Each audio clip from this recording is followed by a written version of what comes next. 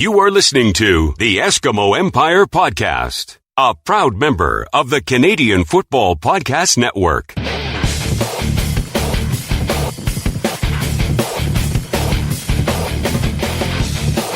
Welcome to the Empire. It's the Eskimo Empire Podcast. Riley's in the shotgun, looking downfield, and then throws. It is up in the air to the goal line. Bounces. What a catch! What a catch by Duke Williams! Touchdown, Eskimos! Bryant Mitchell! It's going to be intercepted. Arjun Colhoun. Mike appears to be a CFL encyclopedia.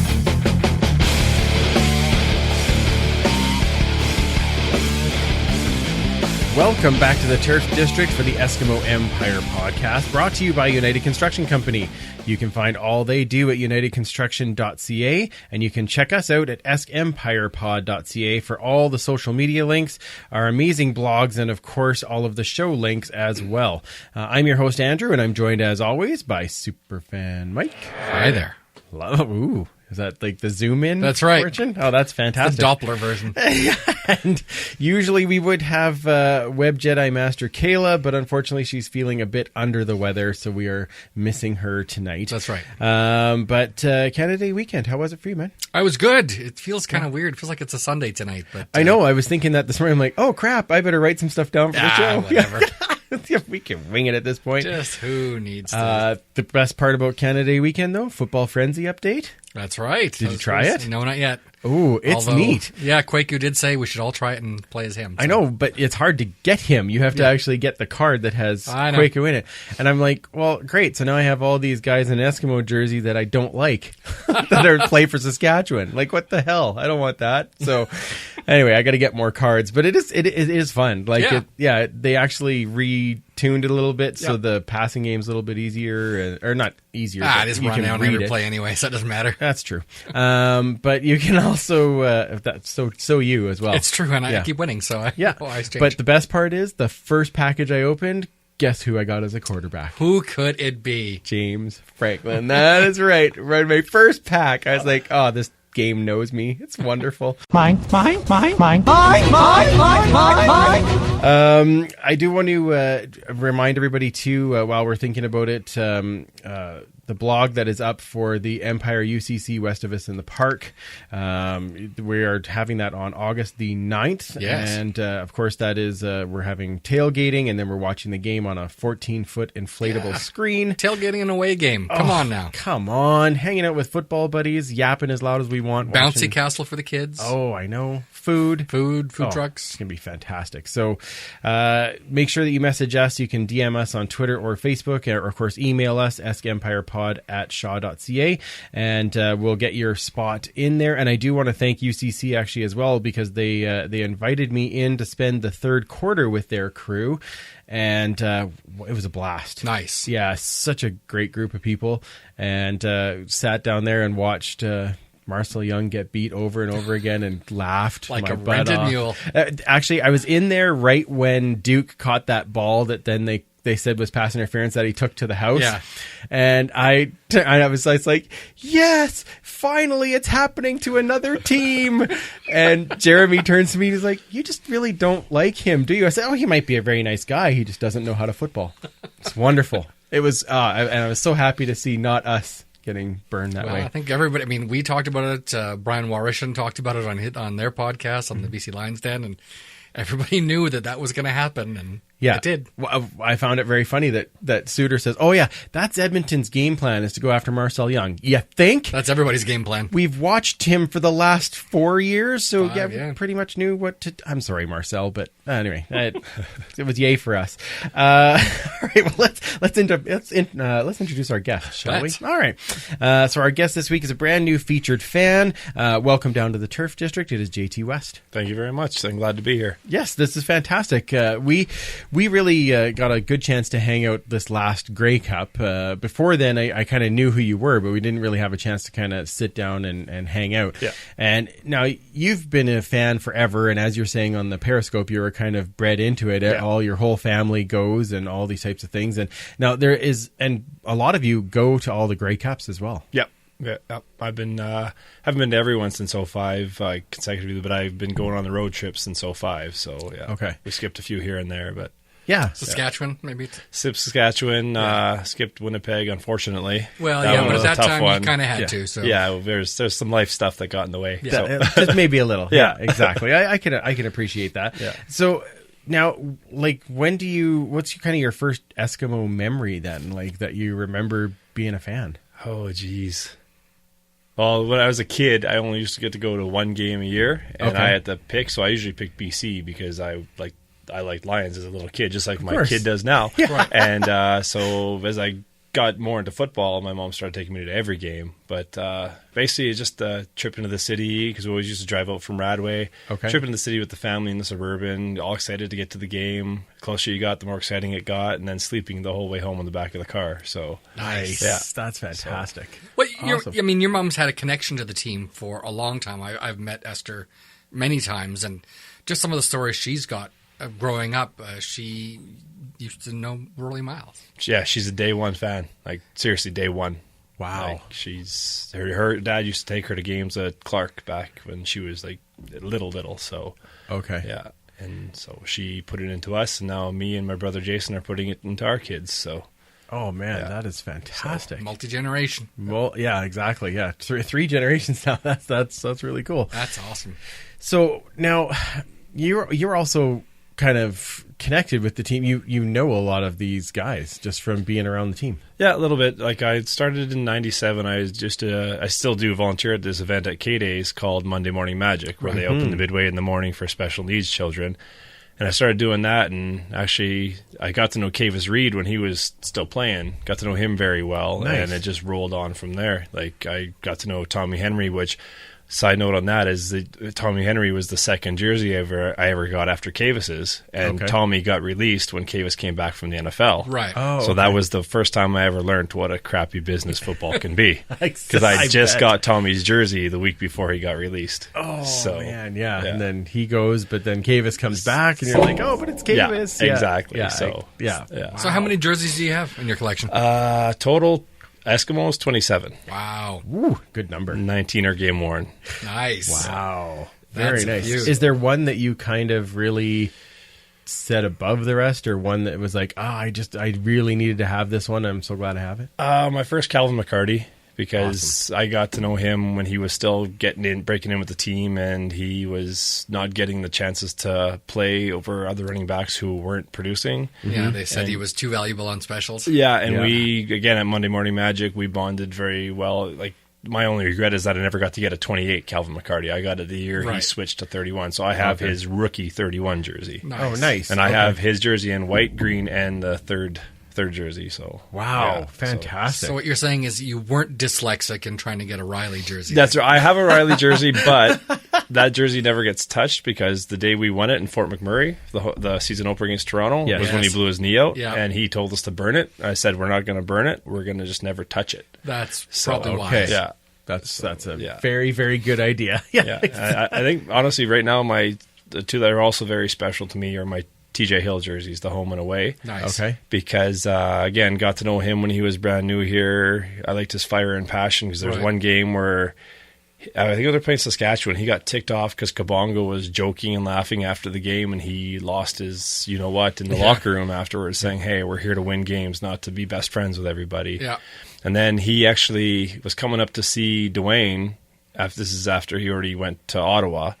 Got picked up by Ottawa, and he came up a week early because he heard my wife was in the hospital. Wow, really? Yeah. Holy cow. That's a amazing. good dude. So Man, that's awesome. Holy.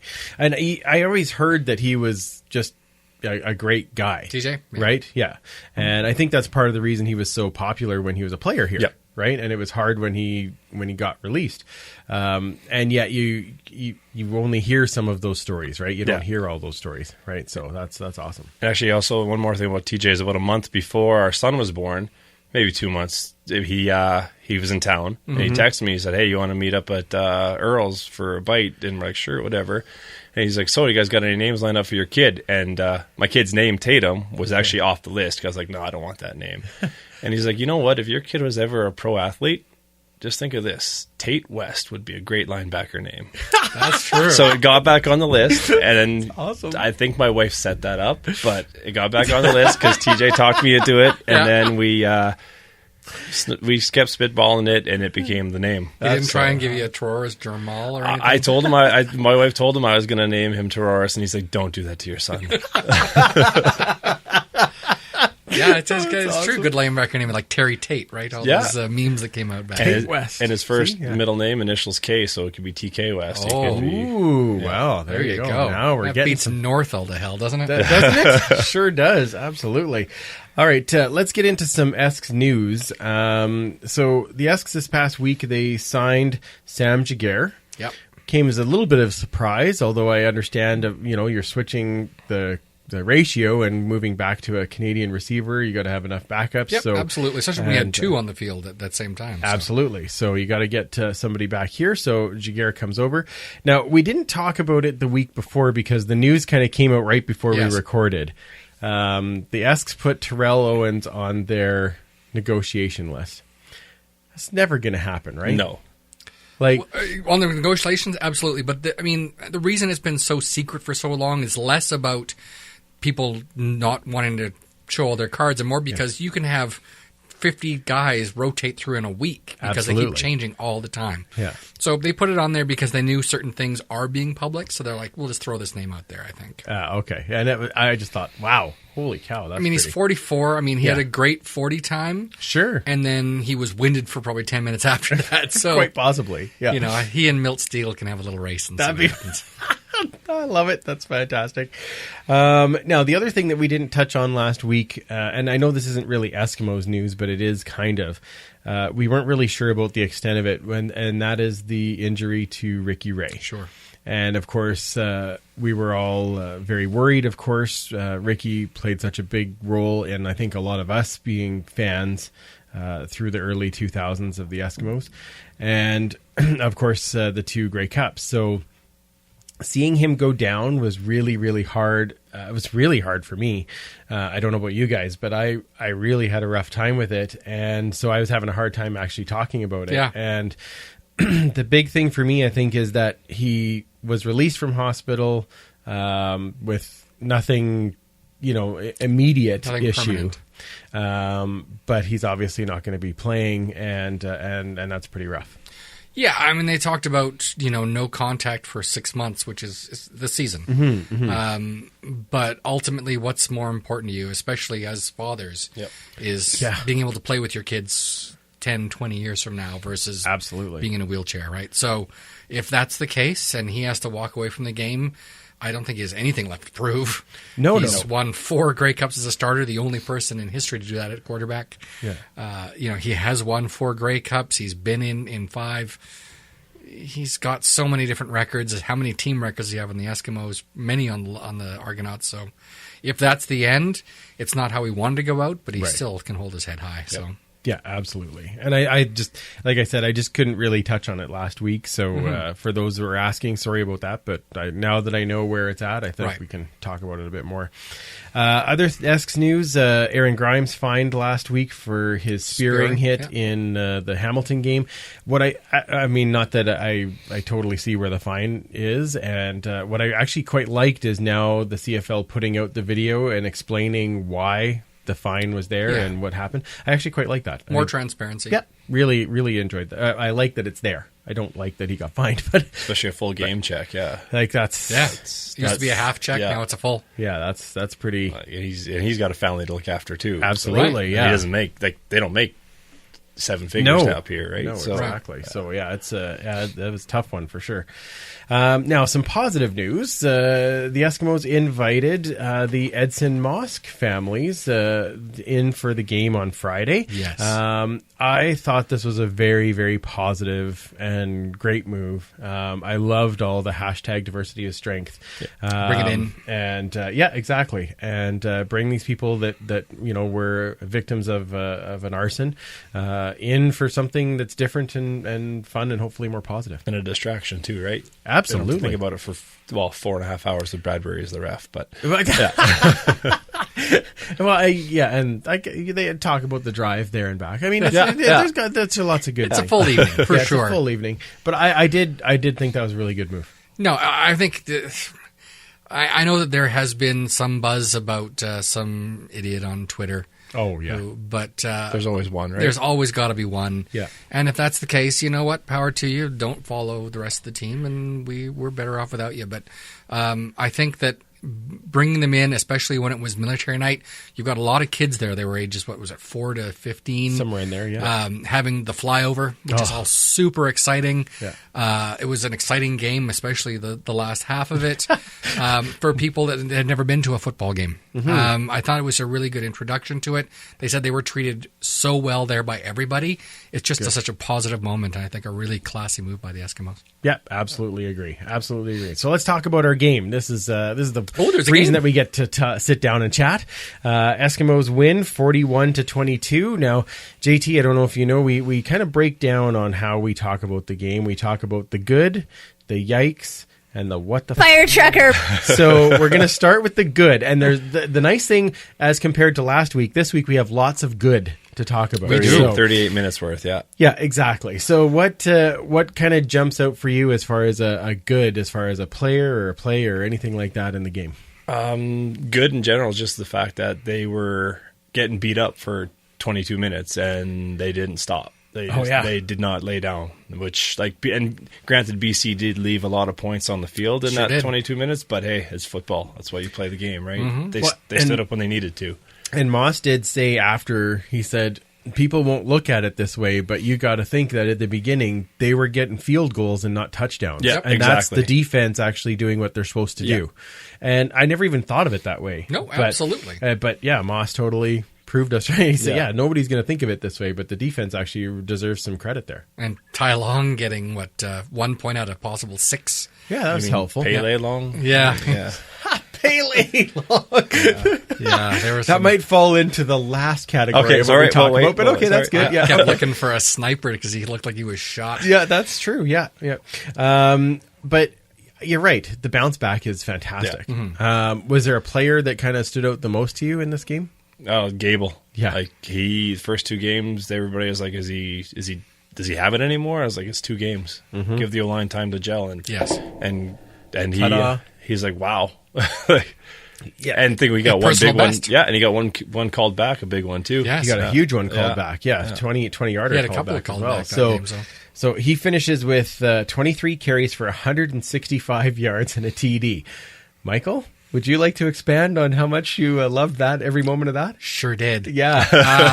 For me, I mean, I'd love to give kudos to that offensive line, especially the left side. Travis Bond is a beast out there. And I know a lot of people were worried us bringing him in. They're thinking, if he's not good enough for Saskatchewan, why are we bringing this guy in? But, I mean, it was only a few months ago he was an all-star, a CFL all-star at that guard position. It kicked out Matt O'Donnell to left tackle and moved David Beard over to the right guard spot. So there was definitely some shifting going around. Last game, they were kind of getting used to these new positions, and this game, it really showed. Yeah. Matt O'Donnell and Bond were both doing some great pulls and opening some massive holes for Gable to get those yards. And, it really showed. Oh, absolutely. So, absolutely. Yeah. And, I know you were talking about that one play where Matt O'Donnell swung around and came up the right guard. Clobbered beautiful. Solomon Elimimian. Yeah, just a beautiful play. I mean, Solly is known as being a really rough and nasty player, but when you've got 6'11", 350 pounds coming at you, it blots out the sun, and you're like, hey, turn out the lights. Exactly. So the other one I'd want to give kudos to is probably something that doesn't get mentioned a lot, and that's Mike Benavides, or however else your brother pronounces that one. How many different ways have you heard Benavides pronounced? I don't know what you're talking about. Let's continue here. I think he had a great game plan, especially after the terrible game we had against Hamilton. Yeah. He seemed to put people in a better position. There was some blitzes coming. And they actually played some man-to-man And they this played game. man-to-man, exactly where I was going. It's just, I think he had a much better game plan against who we were playing, and it really showed. He had some better personnel too in the secondary. He definitely did. So well, they were they had shuffled around and had that opportunity to learn from last week too. Sure, right? I mean, I similar think that was kind of quarterback, right? Yeah, or absolutely, quarterback. Absolutely. I want to give. I got so many shout outs in this game. Sure. But co-host Kenny Stafford. Yes. Oh my goodness, what a game! Yep. And the catch for the touchdown was just that was awesome, and it was 8-on-8 lunch on that particular day. It was fantastic. But I mean, I always like to see Kenny do well and have fun. And I think you mentioned this in the Periscope, JT, was Natea J. Yep.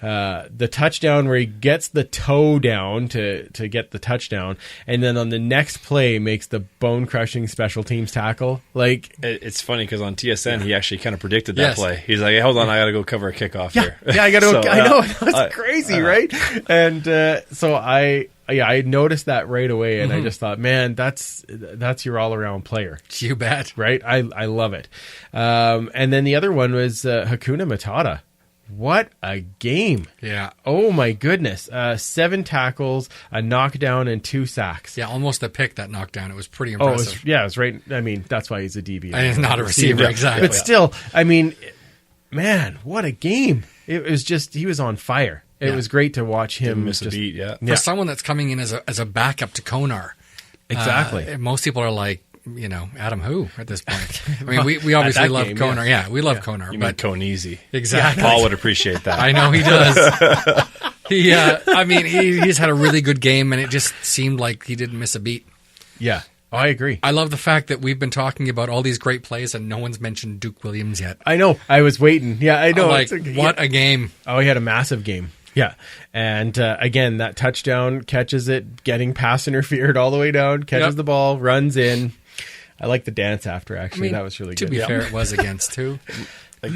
That's also in a different section. Yeah, different. Number 8. I was seeing that basically, is it Solomon Mimian, again, told Duke before that we didn't even game plan for you. We didn't even know your name. And afterwards in the video that he had, he said, I bet they know my name now. Yeah, nothing like 129 yards to remind you of. And number 1 receiver in the league right now. Yeah, absolutely. And could have had more if it wasn't for that first drop in the first quarter. Yes. Yeah, we shouldn't even talk about the first quarter. Anyway, let's start with you this time, Mike, for any yikes. Any things that kind of... well, that Odell hit on Mike Riley, that certainly had us going. The fact that he was able to complete it to Darrell Walker, unreal. Outstanding. But as much as we know that Riley's a warrior, he can't be taking a lot of hits like that, especially not prove with it every week. Yeah, especially not with someone who's trying to make a point. Yeah, absolutely. Anything that kind of made you yikes in this game? Again, the first 22 minutes. Yeah. First half of the first quarter, I was looking at my wife. I was like, seriously, we're keeping our kid up past his bedtime for this? Yes. And he stayed up the whole game. Wow. 16 months old, and Holy he stayed man. up. He just sat there watching with his dad, snuggled and watched. So that's fantastic. He's kind of brainwashed. I do think the turning point, actually, Aaron Grimes, he knocked down that pass, Brian Burnham. Yep. Came right up. The closing speed was right there, got around him and knocked down that ball. That was huge, yeah. And that was, I believe, when did they get a field goal on that one? I think they might have. I think they hit the upright on that. Or is that the upright one? Yeah. And then the whole game just turned around after that play. And I mean, it reminds us again, Aaron Grimes and his leadership. But sure. But I just thought that was right around that 4-minute mark into the second quarter. And then all of a sudden they turned it around. So my yikes in this one is the push-ups. Yeah. Because, again, I mean, we had 3 that went off of hands of some kind, and 2 of those turned into interceptions. I mean, not that those completely their fault, but, I mean, if you get your hands on it, you got to either knock it down or catch it. But Bahar, I mean, it was too high for him. Oh, absolutely. Yeah, he, I think he turned a bit early instead of letting it run underneath it. Yeah. But I just think, and then of course the Duke won, and that. But I always got to focus on the push-ups. I mean, come on, come on, boys, let's get to catch the ball. Well, there's one pick. I can't remember who the receiver was, but he was actually trying to knock the ball away. Yeah, and he tipped it the wrong way. To Stafford. He was trying. He tipped it, and he was like, "This is go," because it was going right to the defender, and he just tried to throw his hand in, and tipped it up, and it went right to the other guy. So he tried to make the right play, it just didn't get the right angle on it, right? So, it wasn't quite there. So I'll defend Kenny all the way. I defended him when he signed here or traded here. I think you remember that, Mike. I do. Yes, we do remember that. Yeah, absolutely. All right, now time for what the moments. All right, it's got to be for me, and it shouldn't be. This is in a good way. Marcel Young. I mean, I can't even. What did we say the moment that he signed in BC? It was like, hallelujah. Oh, good riddance. Thank you. This is going to be wow. I can't wait for this to happen. And then it did. And we predicted it too. When Ed Hervey went to BC, we thought, please take Marcel. Please. Yeah, he was. Well, when he was taking all the other guys, we said, we have another one you could take. And he took Peters too. He did. Yeah. And it was just like, just watching that happen. It was so nice that it wasn't against us.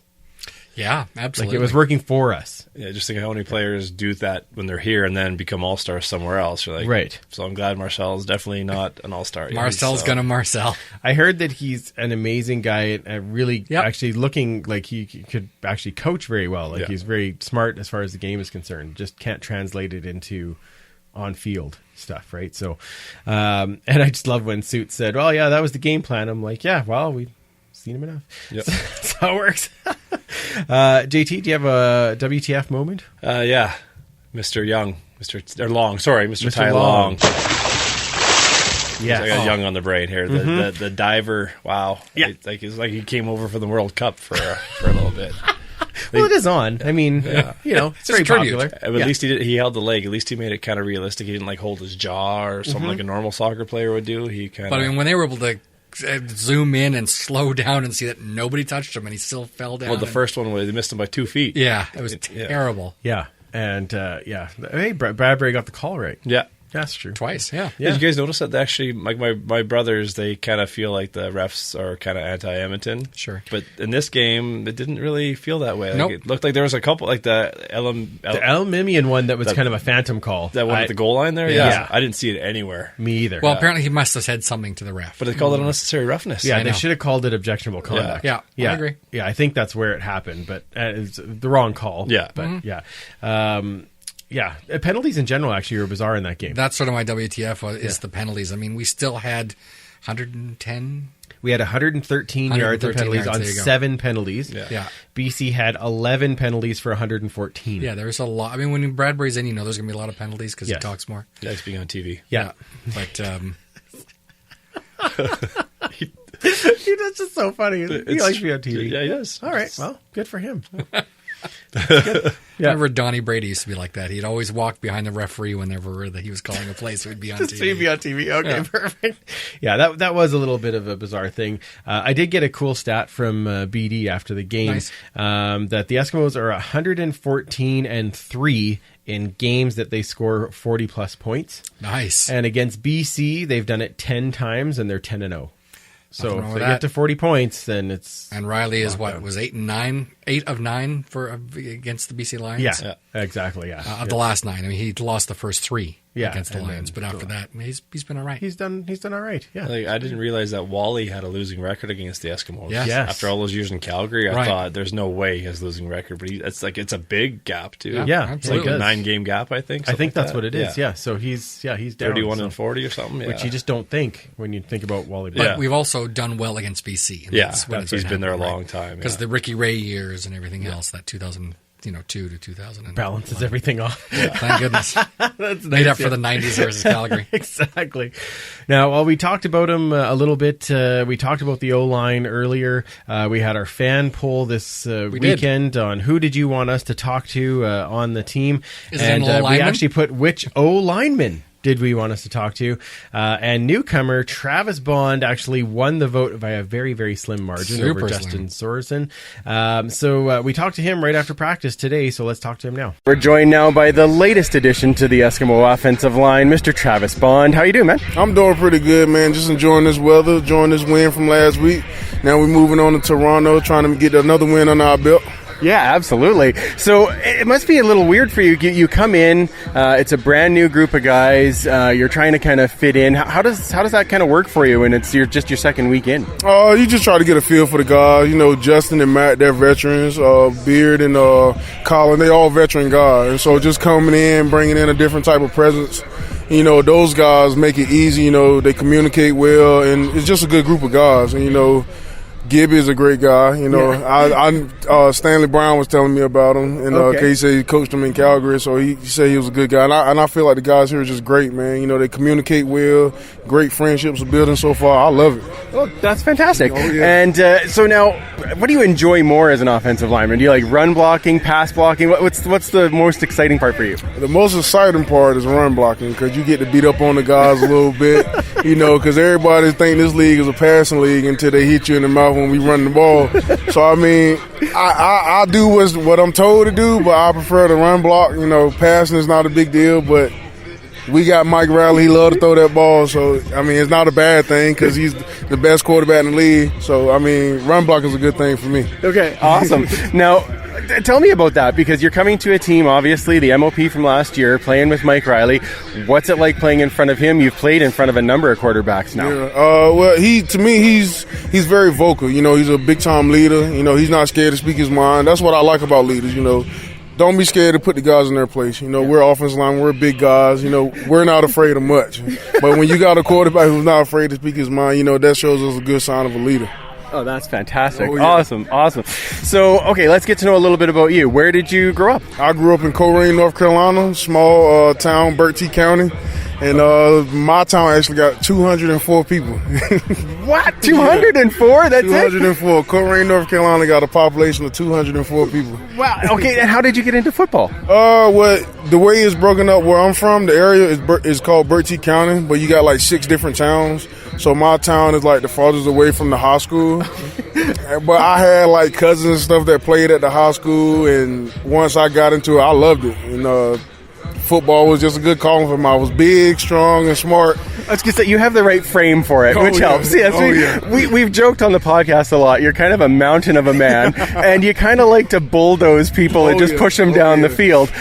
Is that always what you've done? Have you always been on the line, or have you played other positions? Well, when I first started playing football, I started out as a running back, receiver, and a quarterback. Oh, okay. And then when I got to high school, I was a tight end, and the offensive line was a little short, so I was like, I'll do it, you know, give it a try. And I actually started liking it. And I was already, 6'6", 315, so I was like, why not, as a freshman? So it was fun, man, and it was kind of like the same thing. Just coach was like, just block the guy in front of you, and we'll take it, we'll do the rest the following week. And so I can remember the first time I knocked down 3 guys. I was like, this is kind of fun, you know, because growing up I didn't get a chance to be who I am now because I was always bigger than most kids. Right. So my mom used to beat me a lot when a kid would come over crying because I was too rough or something, but it worked out for the best. Got you to where you are. Yeah. That's awesome. Okay, so now let's find out a little bit more what you like to do outside of football. What's your favorite thing to do when you're not playing or practicing? I love to go to the movies. For some reason, I like to put myself in a scenario. I like to see new things. I've probably seen over about 3,000 movies. Wow. Yeah, I go to the movies all the time. I like to shoot. I like to go shoot my rifle and my pistols and stuff back in North Carolina because you can't have them in Canada. But I like to go hunting and stuff. And what else I like to do? I like to eat. You know, I don't know if people notice or not, but I like to eat. That's probably pretty important as an offensive lineman. What's your favorite food? What do you like to eat? My mom's kitchen, honestly. Yeah. But if I had to pick in Canada, I would say Keg is my favorite place. Nice. Oh, yeah. Gotta love a good steak. That's not a bad thing. Not at all. And a favorite movie? I would have to go Friday Night Lights. Ooh, okay. I'll watch it. I remember in high school I used to watch it every Thursday night before you go to school on Friday. So I watch it every Thursday night before I play that Friday. Oh, fantastic. Oh, yeah. Okay. And music-wise, what are you listening to? Migos, and I just got the Drake new album. Nice. Yeah, so I'm feeling Drake right now. He's doing his thing, so he's rocking Canada right now. All right, well, it was great to meet you. Thank you for doing this, and can't wait to see you push guys around again on Saturday. Yeah. It'll be a good time. Make sure everybody tune in. We play Toronto on Saturday. Yeah, and back here, when they're back here at Commonwealth, watch for the big 58 on the field. Oh, yeah, it's going to be a lovely game, man. A lot of pounding and a lot of guys going to be pushed around. Love it.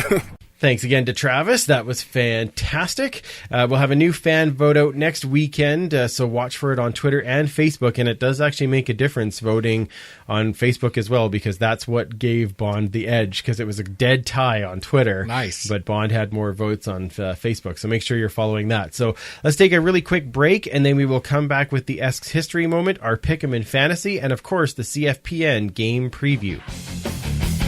Hey there, this is your co-host, Kenny Stafford, with the Eskimo Empire Podcast. Hope you guys enjoy listening. The Eskimo Empire Podcast is brought to you by United Construction Company. As a full-service commercial general contractor, United Construction Company serves large and small-scale commercial, light industrial, and multifamily residential construction projects across Western Canada.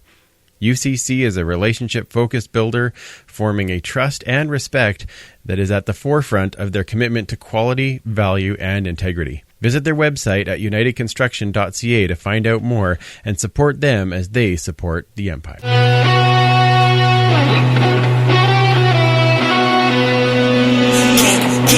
loud for me. Get loud for me. Get loud for me. Hands in the crowd, we tearing it down. You can join the Empire online. Find us at eskempire.ca.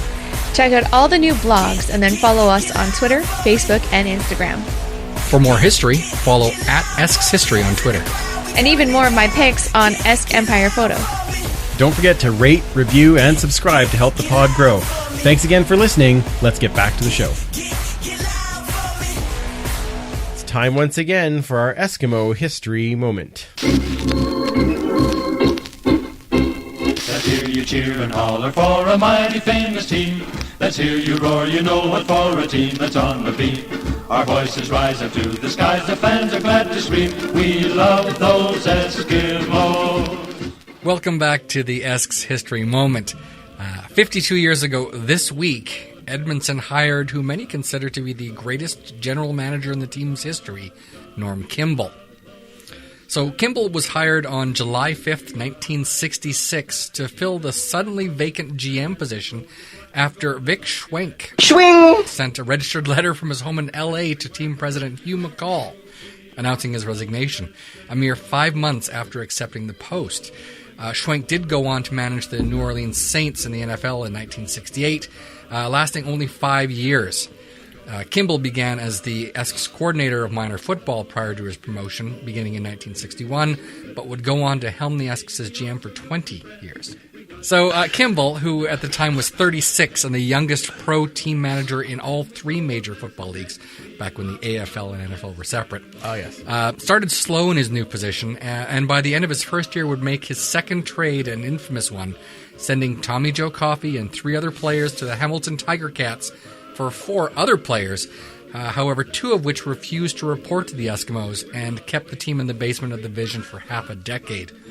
Kimball did respond nicely moving into the 70s and was responsible for building the dynasty that played in 9 Grey Cups in a 10-year span, winning 6, and creating the legacy that remains to this day. From 71 to 74, Kimball was made the chairman of the CFL General Managers, making significant contributions, and in 75 headed up the Player Relations Committee, which negotiated agreements with the CFL Players Association. While he was shrewd as a negotiator with players and other teams' managers, he still had a side where he could let go. In 1975, the Memphis Southmen of the World Football League traded Bill Stevenson to the Eskimos for 2 players to be named later. Kimball got so intoxicated celebrating on the flight from Memphis to San Diego that the plane was forced to make an unscheduled stop in Phoenix, where Kimball was promptly arrested and spent the night in jail there. See, that doesn't happen now anymore. No. Maybe it should. Yeah. Brock, get on that. Yeah, that's... So after the 1985 season, Kimball was lured over to Montreal as the former Montreal Concords were being rebranded as the Alouettes again. So he was made their president, part owner, and COO, but the team was mired in a financial mess and folded during the preseason the next year in 87, after which he retired from football. Norm Kimball was selected to the Eskimos' Wall of Honor in 1990, the Edmonton Sports Hall of Fame, and the Canadian Football Hall of Fame in 1991, but his legacy lives on as the manager who shaped a dynasty. going for a touchdown. Going for a touchdown. Going for a touchdown. We love those Eskimos. Ooh, another fancy ending. Well, he's gold. He's deep. Yeah, he's gold at the endings. I love it now. I just not get to work on the middle parts and we're fine. No, it's good. I loved it. Yeah, swing. Let's get to our pick'em for this week, shall we? There's lots of fun games to talk about. Make sure you join our group. We do share the link from time to time, so join in and have a lot of fun. Our leader this week is still Vic L. So still crushing it. Actually, I'm not Coach even. Vic. I don't know who this Vic is. No, it's a different Vic. Now I am 47th. Kayla's 48th, and you're in 55th, and I think that's because you didn't pick the week before. Yeah, that didn't help for sure. But this week you did pick. I did pick, and it seemed to do all right. All right, that's good. Yeah, you did all right. That's very good. I was very pleased to be wrong on the last game of the season. Sure was. So was many of us. Last game of the week, you mean? Yeah, the week. Sorry. Yeah. Go Montreal. Yeah, I got that one wrong. Yeah, we all did. Yeah, and that's okay. Yeah. I don't know. So did everyone else. Yeah, basically everyone outside of the Al's flight deck probably. Cliffy D. Yeah. He's all of a sudden leading his pool. I know he's finally sobered up. Yeah, exactly.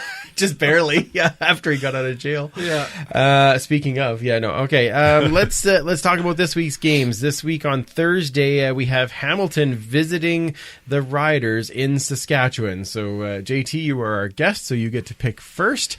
Who do you have in that game? Well, I have a special rule in Pick'em. I don't pick against my team or with the Riders, so I'm going to go Hamilton also because they're good. Yeah.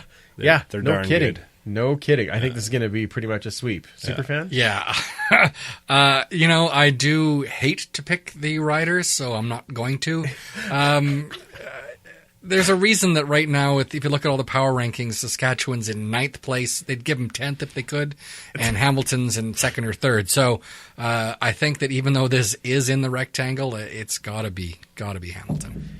Yeah, I don't even think putting Carter back on offense is going to save him at this particular moment. I give it a few weeks before I might consider thinking about picking them again. For now, I'm going to say this one's Hamilton, mostly because Hamilton is on a roll. Yeah. And we're going to talk more about that when we talk about fantasy. Sure. Okay, on Friday night, we've got Ottawa visiting La Belle Province for a fight against the Alouettes, which now... Does this become more interesting after last week? Who knows? Superfan, you're up first. Yeah, I think that Montreal just had their Grey Cup winning that game. I mean, a lot of people didn't think they'd win an entire game all season.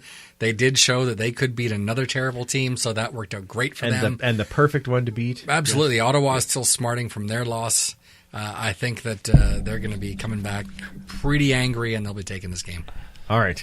Yeah, me too. I think the Red Blacks will dominate this one and show that what they did the week before when they beat up Saskatchewan. Yeah. That's lovely.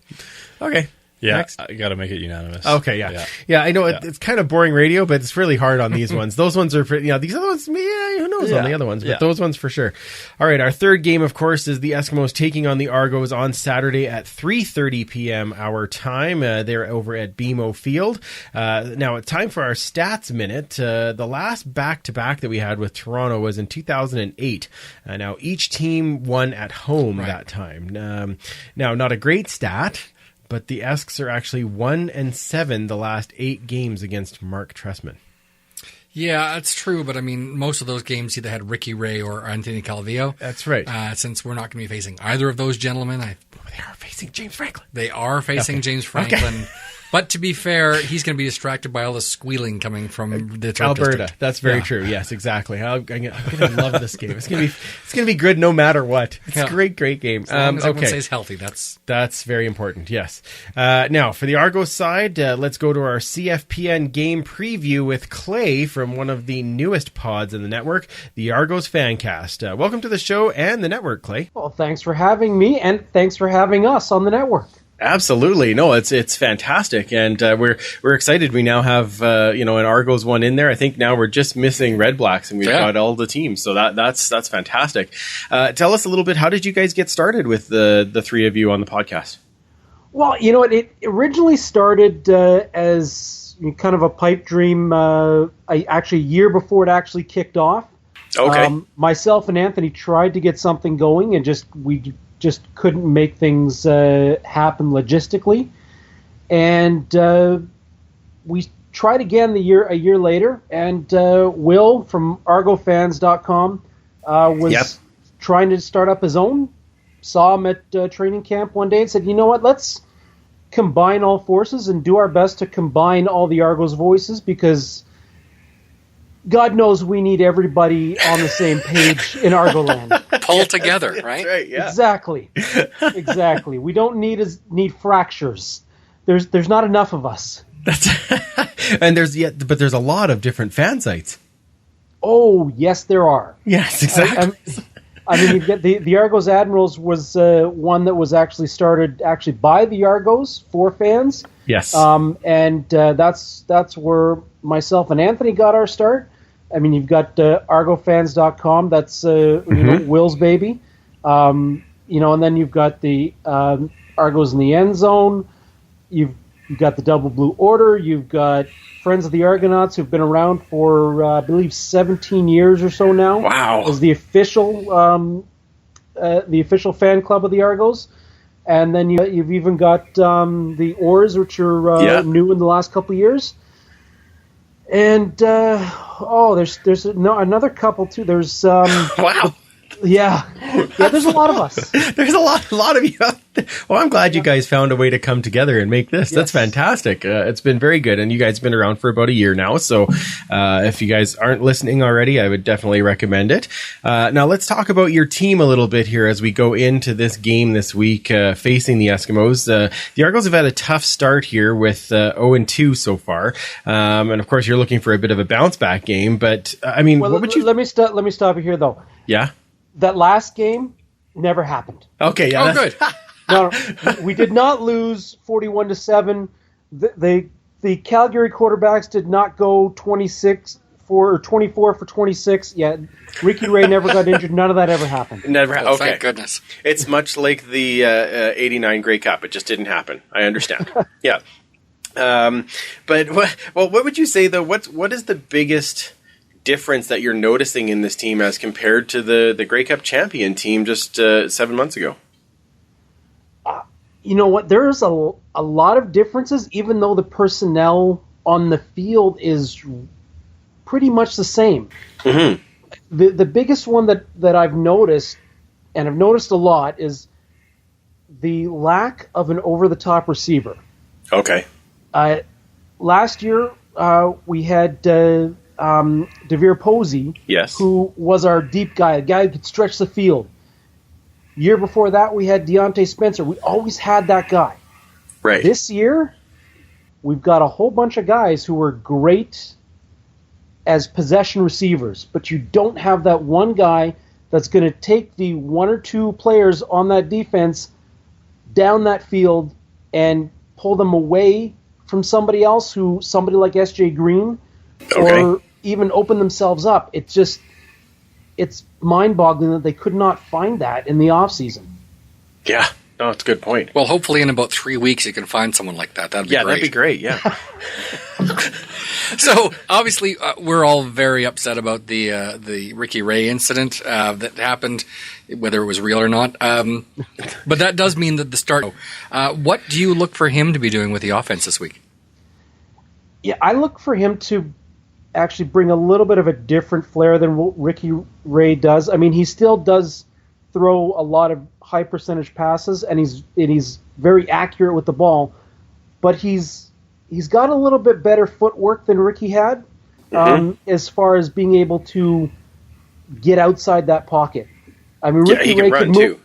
Yeah, Ricky Ray could move around in that pocket, but once he got out of that pocket, I mean, that was where everybody was trying to get Ricky Ray. And I think with James Franklin, because the guy's got some speed, he can move, and that's a relatively known commodity about him. So it's something that I'm going to look forward to seeing him throw a little bit more on the run. I mean, stretch that pocket side to side, and hopefully get the defensive line for your Eskimos a little bit tired. I don't even know what to say. Anyway, I'm looking at his jersey over there. Anyway, okay. He can have a great game, just lose by 10. Okay. That's right. Go ahead, JT. But Ricky can run still. Don't forget Empire Stadium. He had how many yards was it like? You like probably 140 yards. Yeah, and it was like we timed it with a sundial, but he had a good game. Ricky can run too. Don't take that away from Ricky. One of the things that a lot of the Argos always said to us was he's not fast, he's sneaky fast. Yeah. Because he can make that one or two moves that's going to just all of a sudden separate him from somebody. Everybody's going to catch up to him, but he can separate and get that 3 yards that he needs. It's true. That's because they're all just completely shocked he was running. Yeah. Exactly. Is he allowed to do that? Yeah. So I have a question for you. Are you tired of us grooming quarterbacks and sending them out to you guys, or... Sorry. Well, no, because every time we bring them in, they win a Grey Cup for us. So I'm good with that. We years ago we brought Matt Dunnigan in. By the way of BC, but you guys started with him, so he won us a Grey Cup.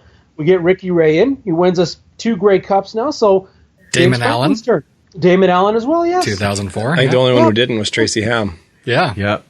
So, you keep him coming. They got him. Yeah, you guys got Tracy Ham, but you didn't keep him long enough to win a title. That's the only problem there. Yeah.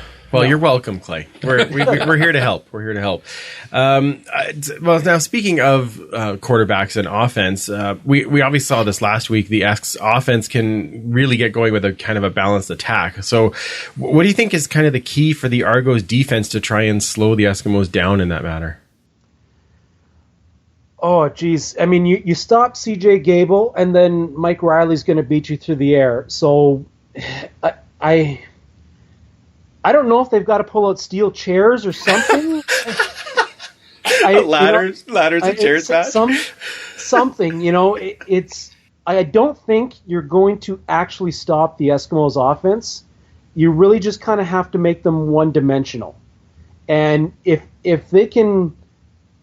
I'd rather them be able to shut down some of the receivers, but something in me says they're not going to be able to do that. So, I think shutting down CJ Gable is going to be the closest thing we can do to slowing down that offense. And we're going to be praying that James Franklin can keep up. I think even if you brought out the steel chairs, even if Andre Proulx is the referee, he's going to call that. So yeah, probably exactly. Well, thank you so much, Clay, for joining us and giving us a little bit of that Argos side of the ball. Tell everyone how they can find your podcast and how they can listen to you guys. Well, the simplest way to find the Argos Fancast podcast is go to Twitter and look up Argos Fancast. Right there, everything be able to find us. Our SoundCloud, iTunes, and Google Play pages are right there. Subscribe, get our podcast every week. Awesome. Fantastic. Well, thank you so much. And again, welcome to the network. I'm going to say good luck this week, but I only kind of half mean it. So I really want Franklin again. He can do really well, but you just have to lose the game. But other than that, I hope it is a good game. Well, I'm hoping that jersey hanging in you call it the turf district, is it? Yep. That is correct. All right. I hope that jersey in there is a bad omen for you guys, and I will wish you luck in the sporting match this weekend. And pulling one from Joe Belansky, another one of the guys you've had on before. Yes. I don't wish you that much luck. Yeah, exactly. Friends off for 3 hours, then we're good. Exactly. If Bradbury's reffing 4.5. That's right. That's true. Yeah. All right. Well, he likes the sound of his own voice. That's right. That's right. At least one person does. Thanks so much, Clay. All right, you guys have a great night. It's always awesome to chat with Clay, and I'm glad that they're part of the network now. We get to talk to them more often. That'll be fun. Absolutely. I mean, I didn't realize he was a Rider fan in double blue territory. Right. Yeah, exactly. So he's got everything. He's getting better. Yeah, he's had a rough few weeks. Let's just put it that way. So glad he was in a good mood to talk with us. That's perfect. He's not going to be in a good mood after this week. Probably not. No. So let's go with our picks for this one. Now, of course, I'm up first, so I am picking the Eskimos to win. I think we're all picking the Eskimos to win. So I think what we should do is say, by how much do you think that they will win this game? So I am going to say that the Eskimos are going to win this game by 10 points. Why do I think that? Just because I think that we're rolling, and I think they, as much as I love Franklin, and I think he will be one of the elite quarterbacks in the league, I do think that it's still a new offense to him. Yep. When he came in here, he had already had a couple of years learning the offense. Not that it's a huge difference in the offense when you think of where the offenses came from, but I do think that it is going to be a little bit of a learning curve still for James. We're going to see some amazing bombs, and that's fantastic, and I'm sure he'll get outside and try to run around a bit. But it also gives the Eskimos more of similar quarterback to they've played in the last 2 weeks. Right. And we've seen how they kind of rose up. Well, you know what I mean? Tried to, elevated. Thank you for the game. And so I'm going to give this one to the Eskimos by 10 points. JT. I'm going to give them a 2-touchdown win. Okay. As long as I keep the running game in check, Franklin's in trouble.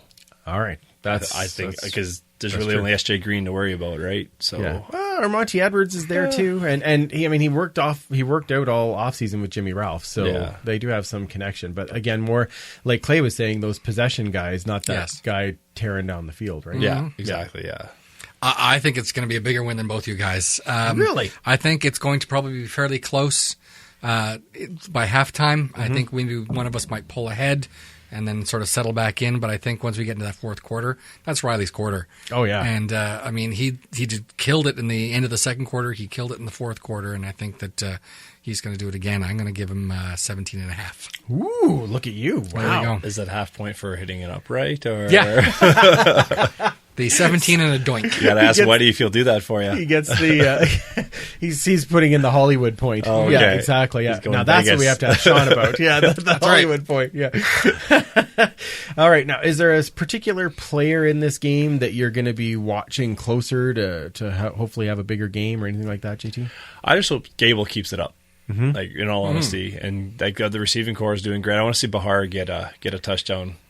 Get that out of his way, right? His first touchdown. He's cut stopped short, really, like twice, right? Like at the 2. Yeah, exactly. I think that kid's going to be a stud. Yeah. Okay, that's fair.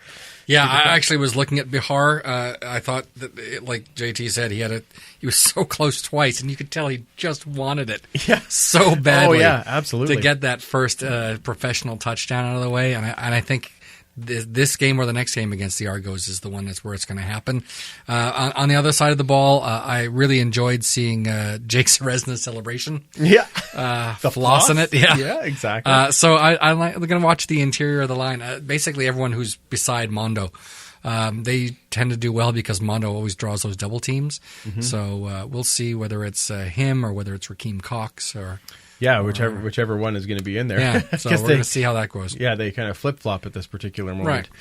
Right.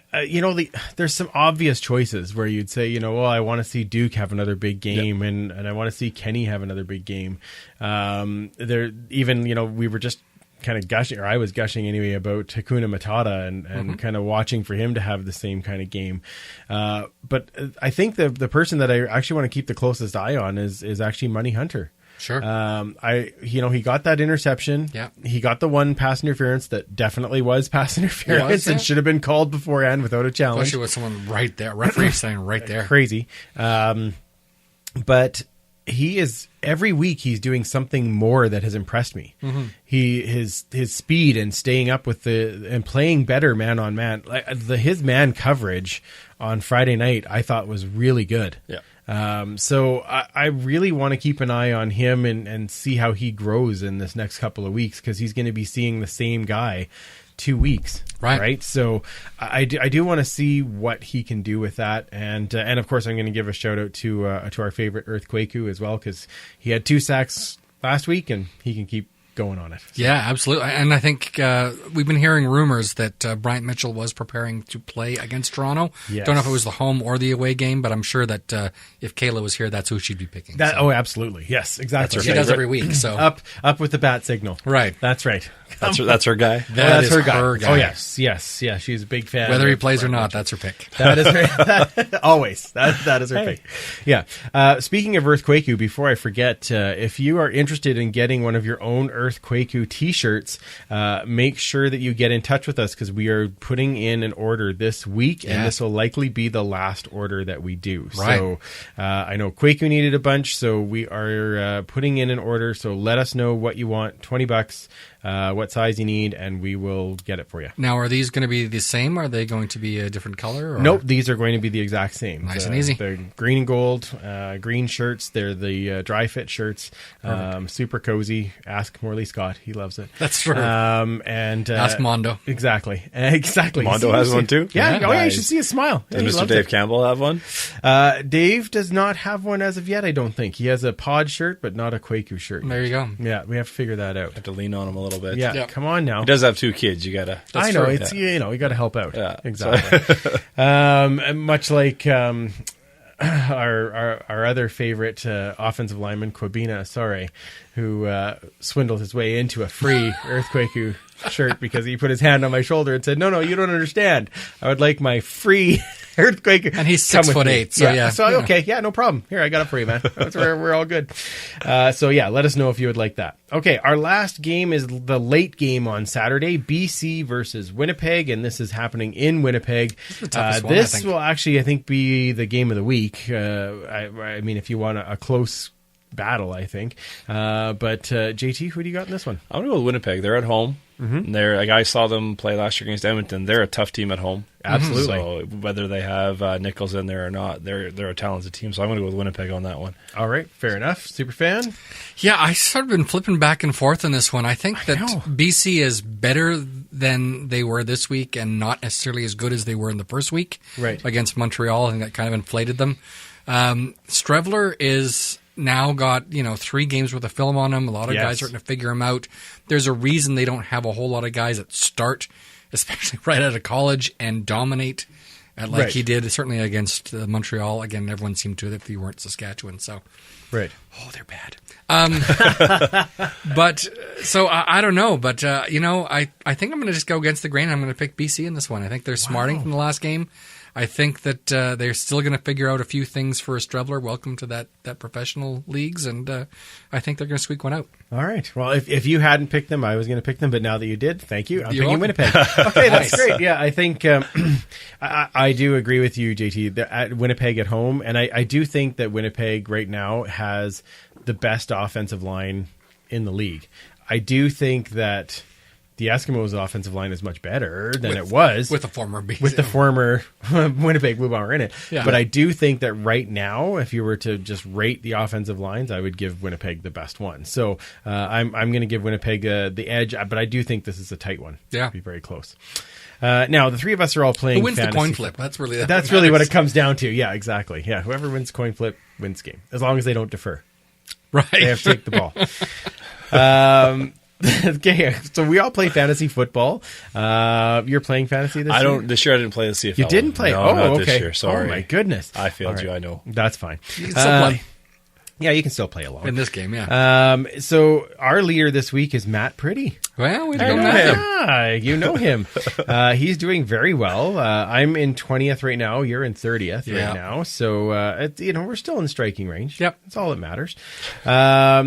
My question for you as far as fantasy this week is, do you pick the D that's going up against Saskatchewan or the one that's going up against Montreal? Oh, that's a tough one for sure. Because it's one of those two. It's got to be one of those two. That's what I said to Mike, actually, in the middle of that Rider game, as I said, I'd be really excited about this if the whole other world didn't also pick the Saskatchewan defense, because they were actually getting sacks and interceptions. Yeah. Like, this is great. Oh, well, everyone has the same points anyway. Yeah. So I'm going to take Hamilton, the Hamilton defense in this one. Against Saskatchewan. Mm-hmm. I think Hamilton's got a really strong defense. They've been just rolling. Yeah. And as long as that offense stays in the field, the defense doesn't have to even play. So, well, and the thing is I think you can swing either way. There's about a $300 difference between the two of them. Sure. So whatever your roster needs are, you're either picking Ottawa defense or you're picking Hamilton defense. Yeah. But I agree. I think Hamilton might have the opportunity to grab a few more points in interceptions and sacks, those types of things. Now, do you have a player that's jumping out for you this week? Yeah. Again, after watching, even though I did pick BC to win this one, they are so not great against the run. And we're talking one of the best running backs in the league at Andrew Harris. And I think that he's going to really, this will be a coming out party for him this year. So. Yeah. Andrew Harris is on my list for sure. Yeah. The other one that, and you talked about it last week. Mercer Timmis. Yeah. For $3,000, you got to put that guy in your lineup. Right. The starting running back at $3,000. Yes, please. Yes. That gives you so much flexibility the rest of the way. And if you're not starting Duke Williams at $4,000, you're out of your mind. Absolutely. That's ridiculous. Like, that is a steal. So number one receiver in the league. Yeah. So, that's one you got to, he's not going to be that cheap for long. No. So take him while you can. And if Bryant does play, throw him in there. That's what I would say. Sure. All right. Well, this is fun, guys. This is awesome. Yeah. Thank you for coming down, JT, and chatting football with us. Thank you for having me. Love it. It's fun. Awesome. I'm glad you had fun. Fairly painless. Fairly painless. Yeah. Where does everybody find you online and all those types of things if they want to chat with you? Or? Actually, it's funny because I had to take a peek on the way here about Twitter because I don't really go on Twitter too much except to message Mike here. Yeah. So my Twitter is at J_T_West. Perfect. Yeah. Excellent. And that's where you'll find you. Yeah. And yeah, pretty much if anything goes on there, it's probably going to be something about my kid because that's really all that I have going on right now. So awesome. And giving Marcel Young a dink punch. So. That's right. Yeah, that's good. Yeah, and I will do that for you, Linda. I promise. That's awesome. And I'll for Kayla, I'll let you know you can find her at Duchess Lombardi on Twitter and at Eskimo Empire Podcast on Instagram. Superfan. You can find me at 56 Parkies, and of course the Esks History Moment at Esks History. Perfect. And you can find me at Freepalicious, of course the show at Esk Empire Pod. Thanks again to Travis Bond for coming to chat with me and for all of you for voting for that. That was fantastic. Watch for our fan poll on the weekend. And thank you, of course, to our sponsor, United Construction Company. Check out their website at unitedconstruction.ca. You down with UCC? Yeah, you know me. Let us know, of course, if you want to come to west of us in the park. You can, of course, get in touch with us anyway and let us know that you're going to be there. And, of course, make sure you find us on all of our social channels, and you can find all of the links on eskempire.ca. We will be back next week to talk some more Argos and, of course, with the back-to-back games. So, celebrating the win. And getting ready for a second one. Lovely. So are we ready to see some big special teams returns? Absolutely. Can this defense continue the role against their old friend Franklin? Absolutely. And is it time to keep this offense rolling and get another big win? Absolutely. For JT, Web Jedi Master Kayla, and Superfan Mike, I'm Andrew. Remember, you can't catch footballs with your face, and we will absolutely talk to you next week. Thanks for listening. Find more great shows like this at CF Pod Network on Twitter.